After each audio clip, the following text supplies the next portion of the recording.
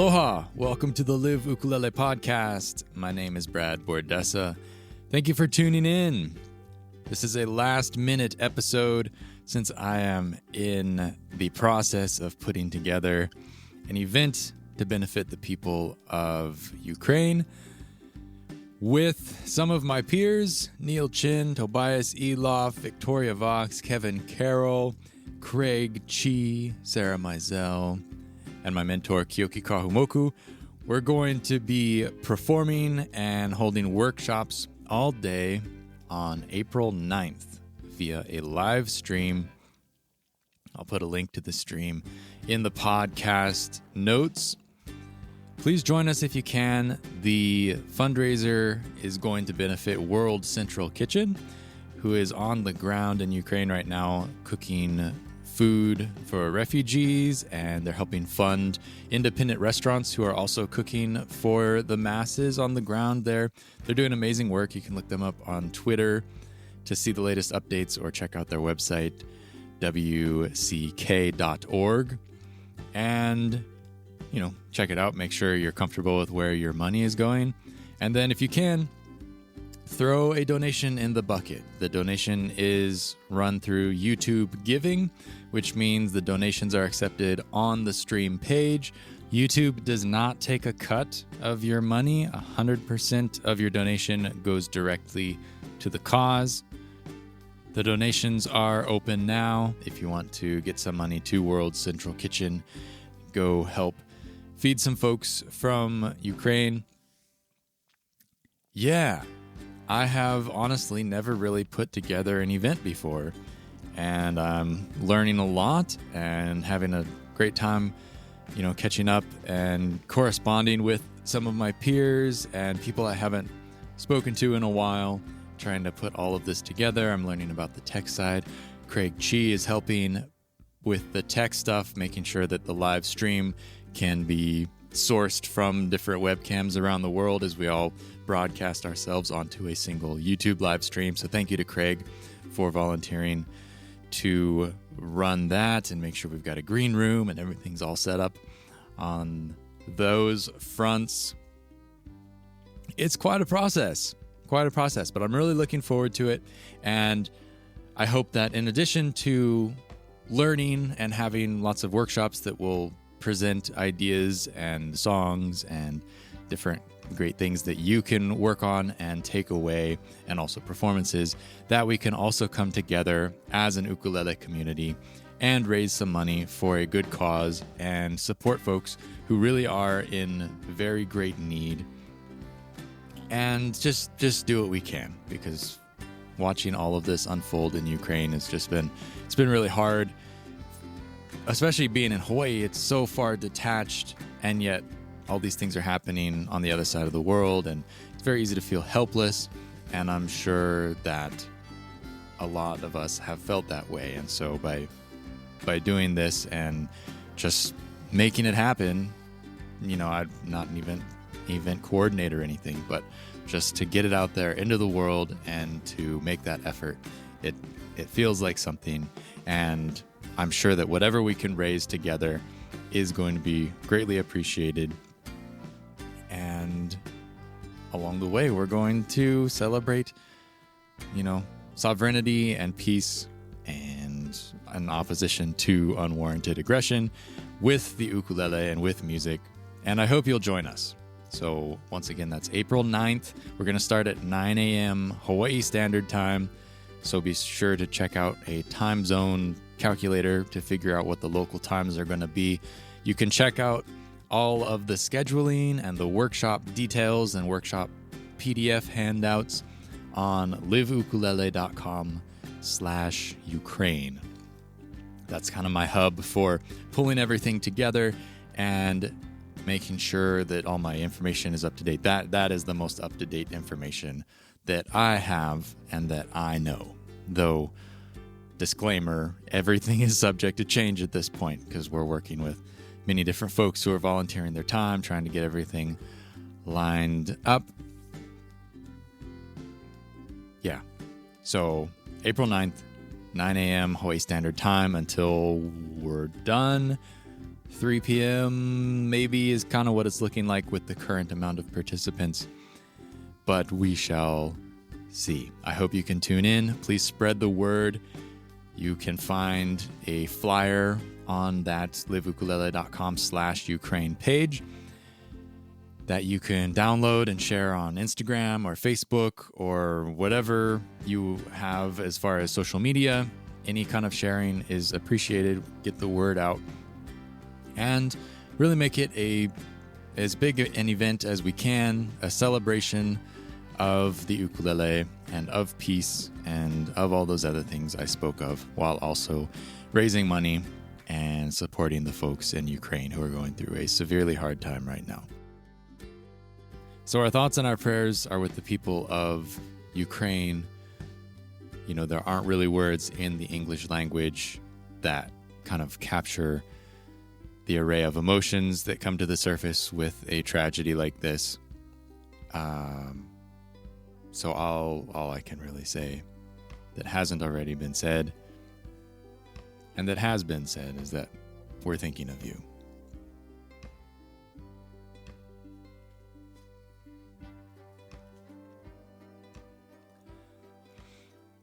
So in putting together this Ukes For Ukraine event, I have kind of come to appreciate some of the different values that have been instilled in me over the years. And I've kind of come to realize kind of the traits of a professional musician a little bit in more detail, and realize what it means to carry yourself at that professional level. And I thought I would share a couple of thoughts. This probably isn't going to be super long, but share a couple of thoughts about being a professional musician and kind of what that means and some things that you can consider if you want to go out and get a gig, any gig. Even if you're playing for free, you can approach it professionally. And that's the thoughts that I was going to share today. Being a professional in music is really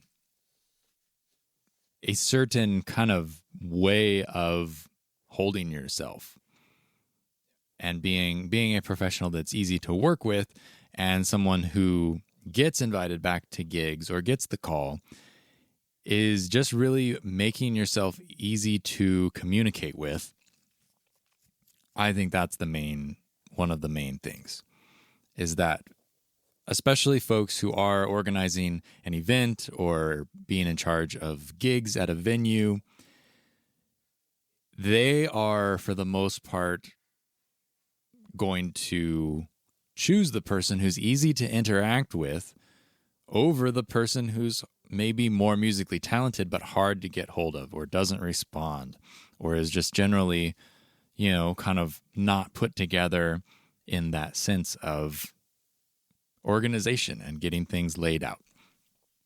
If someone offers you a gig and is like, it's this day at this time, and you don't respond, but you put it on your calendar, and then last minute, it's like, oh yeah, that's great, I'll be there, I'm planning on it.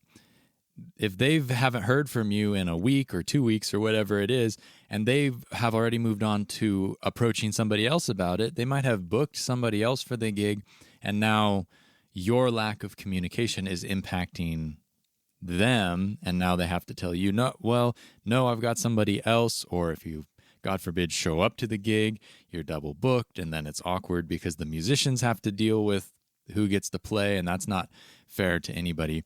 And so you can avoid all of these problems for the most part, at least your side of these problems, by just communicating promptly and being very intentional with your messages. Like, I assume most messages these days are conducted via email. If you are asked a question, answer the question.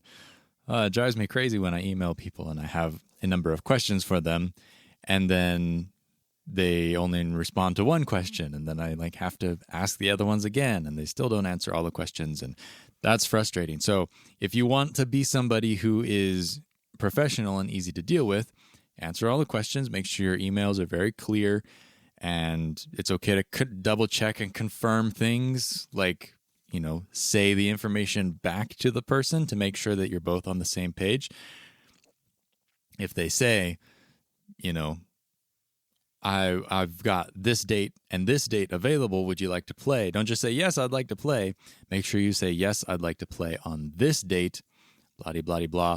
Looking forward to seeing you on this date, right? Make it very specific so there's no chance for confusion, that they know very specifically what day you are planning on being there. And kind of by covering your bases, if there is a problem, it's not going to be your fault. It's going to be because they weren't paying attention or they marked their calendar wrong, anything like that. And so communication is such a huge, huge, huge part of conducting yourself professionally.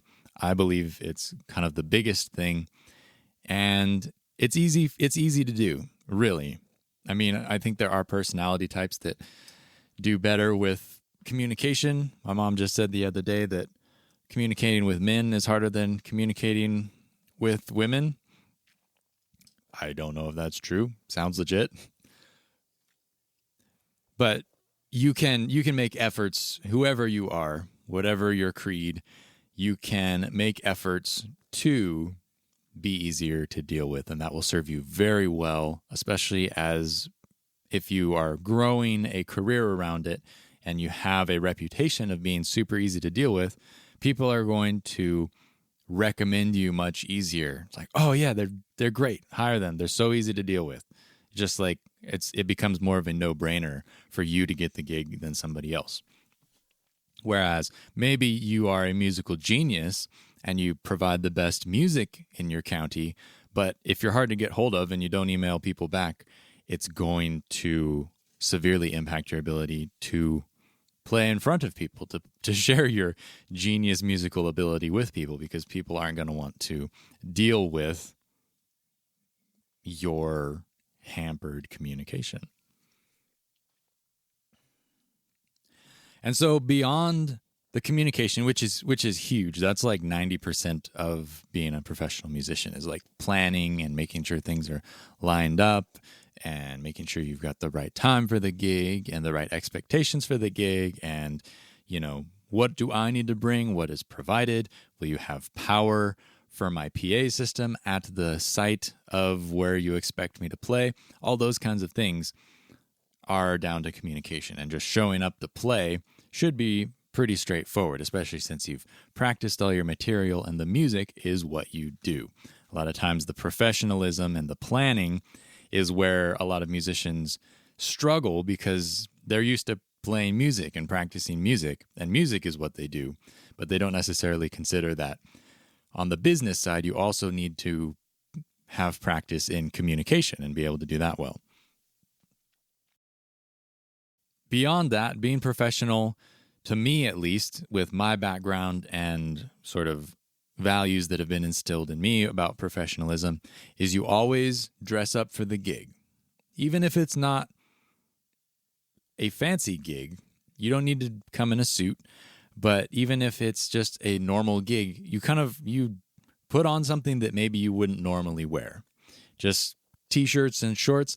Maybe that's your genre, maybe that's your presentation or your character on stage, and that's fine. That's a whole different subject. But for most people who want to get out and play, if you show up at a gig with like for me, my baseline gigging clothes is jeans and cowboy boots and an aloha shirt. That's me dressing up. That's me looking nicer than just showing up in a t-shirt. And even if I'm playing at a bar, if that's my baseline, it's not necessarily stuffy. It's not like, oh God, here comes Brad. He's all dressed up like he's, king of the world. It's not like that. It's just that little bit of extra effort to show that I take this seriously. This is, my thing, and I'm presenting myself at a slightly higher level than just, hey, I walked off the street. So consider that. And then there are also gigs where you will be expected to dress up, and you had better dress up. If you're playing at a funeral or a wedding, as part of the communication, you should always confirm kind of what is expected as far as the dress code. But if if it, like for me, fancy is same Aloha shirt, but now you upgrade to black slacks and black dress shoes. And that's fancy in Hawaii. It's going to be different in other places. But by having kind of a range of wardrobe options, that's another part of being professional, is being able to just whip out whatever you need for the gig. Like, oh, yep, I got my slacks. I'm ready to roll for this type of a gig. And that's not all gigs, but some of them might have that expectation. So if you show up in a t-shirt, it's going to not come across as well because, you know, even if you didn't communicate about it or you weren't explicitly told that, that's a little bit on you, because you should ask, you should confirm, but also just, you know, when in doubt, put on something a little nicer. And it's probably not going to come across as super stuffy unless you are wearing a suit, in which case it might be a little bit of a mismatch. I am certainly no fashion expert. I can't believe I just rambled about that for 5 minutes. That's amazing. I was always growing up, my brother and I are incredibly different people. He was always the one who would put on a button-up shirt just to like go to the store as a little kid because that was like fun for him. He liked dressing up. And I was like, oh man, I have to put on clothes. Such a bummer. And I still am like, you know, I wear grubby work clothes most of the day or stay in my pajamas most of the day. And then when I have to go to the gig, dressing up is like, you know, I am actually dressing up. It's not like I wear these clothes all day. I'm going to work. This is my job now. And so I'm going to dress up. Anyways. Another biggie about professionalism and being somebody who is desirable as a performer or as somebody, even if you're just like a teacher or wanting to get into the workshop scene, your attitude is huge. I've noticed there aren't many people on the circuit who are jerks, right? It just is not conducive to getting invited back. If you're hard to deal with, if you're an asshole, people are not going to call you to come back. It's going to be like, they were kind of rude, or they were kind of had an ego, or kind of this, kind of that. People remember that stuff. And so it's best to set it all at the door and present yourself, even if you're having a terrible day. You know, you put on that face of being professional and, you know, you act like you're having fun. You at least bare minimum, you know, don't snap at people. Don't let it hang out. And that goes a long ways. It goes a super long ways. I mean, I've seen guys come in from like Japan right into another teaching gig, and they're jet lagged. They've been on a plane for 8 hours, 9 hours, whatever it is. And, you know, maybe to me, they're like, oh, dude, I'm so tired. I'm completely wrecked. I feel crappy. You know, I would rather just go to bed, but I have a whole 8-hour day of teaching ahead of me. And then when they get to class, you know, they're top shape professional, you know, putting on that little bit of an act. And you don't want to be fake, but there's a little bit of kind of that upbeat that comes across well that you want to try and put out there in kind of creating that persona of who you want to be to the public. I'm not necessarily, I mean, I think on this podcast, I'm a lot more transparent than I am, say, when I go teach at a workshop and I talk to students. I tend to, you know, be as positive as possible and encouraging as possible. And not that I don't believe in those things or I'm just being phony when I talk to people. It's not that at all. But my natural personality is to be a little bit more of a pessimist, a little bit more of a downer, a little bit more just kind of a hard ass. That's sort of, you know, my natural predisposition. But if I was always like that, I don't think I would be invited to as many events. I don't think I would come across as well. And, you know, people might not. I don't think I'm naturally an unappealing person at all. But definitely by putting on a little bit of extra polish to my character as I present myself helps with, making me just that little extra bit more appealing for people who want to interact with me. It's like, oh, he's so nice, he was very encouraging, or he helped me with my problem. That's what I want people to feel when they're done having a conversation with me. Not that I'm the best conversationalist or anything like that, but I want people to be comfortable, because that's who I want to be to them, right? That's what I want my career to be, is that, I have this nice persona that people perceive and experience. And, you find ways to bring your real personality more up front. You kind of buff up the things that are probably more like the fuzzy feels. Bring those up a little bit, and the little bit pessimist stuff, you kind of suppress those a little bit. And that's going to come across well from a professional standpoint. And this goes for being on stage as well. When you're talking, always try and be positive, don't swear, things like that. You keep it real clean, real upbeat. And if you're not sure what to say, always try and practice your lines. That's another important one, is that until you get comfortable on stage and until you're able to just wing it, some people can do it naturally. It's not so much my cup of tea, or it wasn't.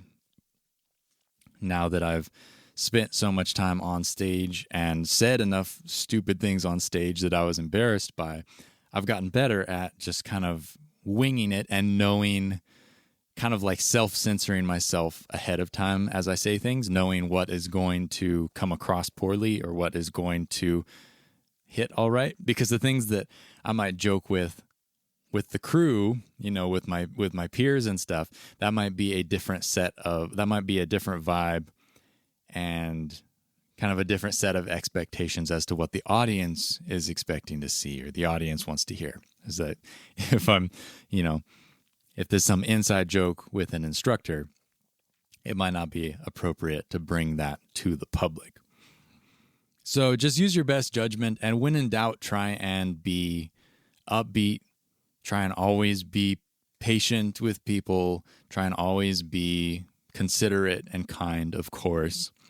And, just assess how maybe you come across to people.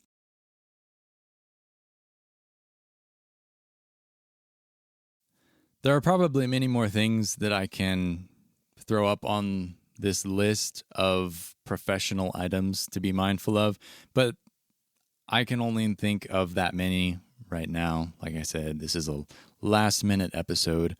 I'm pretty overwhelmed at the moment trying to get this Ukes For Ukraine event going. But the thing to take away and realize is that professionalism is going to be different for everybody, depending on what your genre is, depending on what the culture of your place is, depending on, like I said, for me, dressing up is a nice aloha shirt, black slacks, and black dress shoes.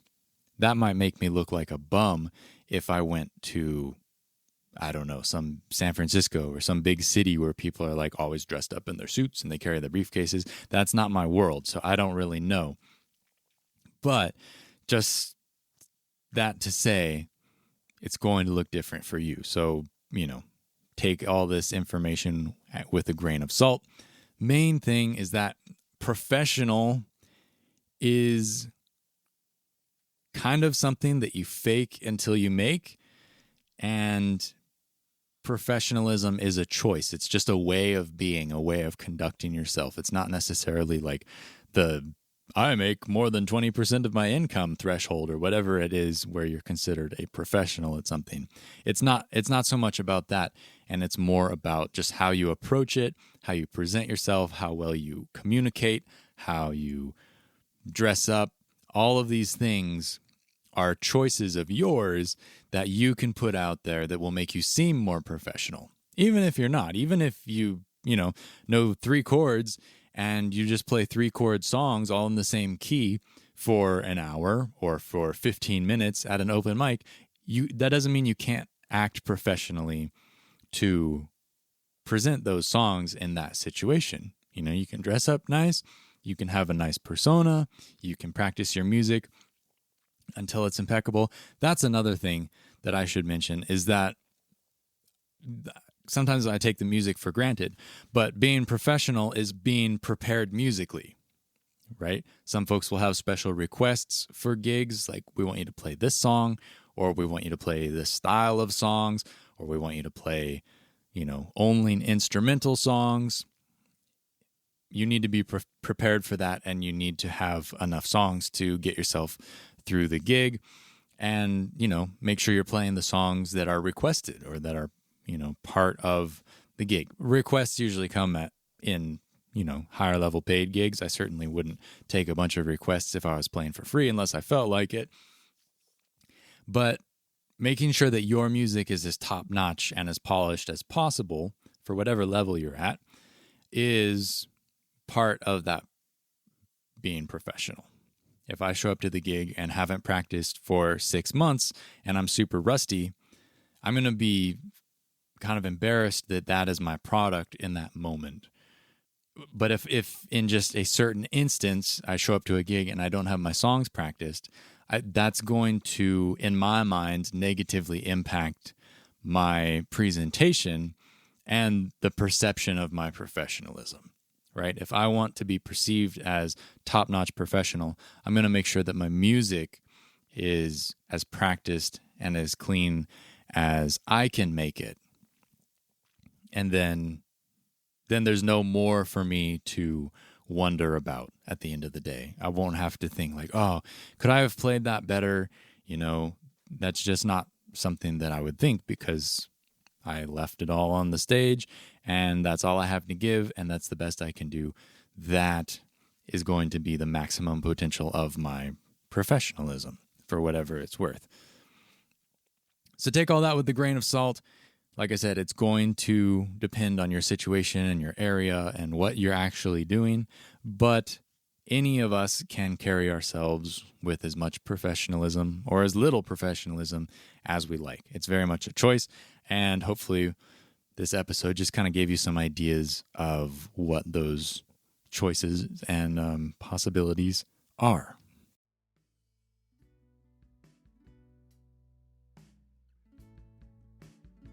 So once again, please mark your calendars for April 9th.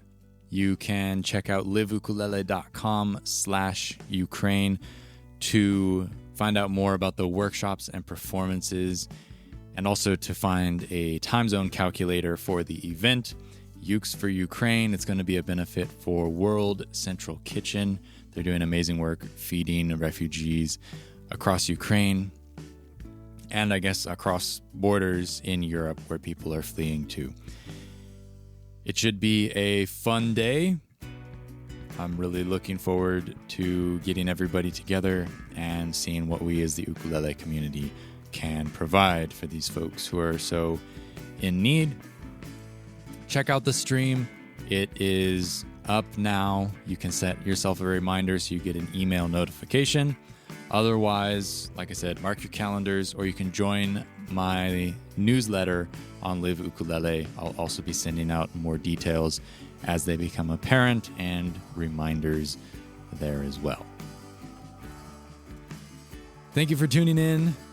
Hopefully next episode will be a little bit more polished. If you like what you hear, subscribe, leave a review, all that good stuff. And I will catch you in the next episode. The Live Ukulele podcast is published on the first and third Saturdays of every month. So far, we haven't missed one except where it was an intentional break, which is why I'm making this one right now on Friday in the afternoon. My secret's out. Be as safe as possible out there, folks. I will catch you in the next episode. All my best. Aloha.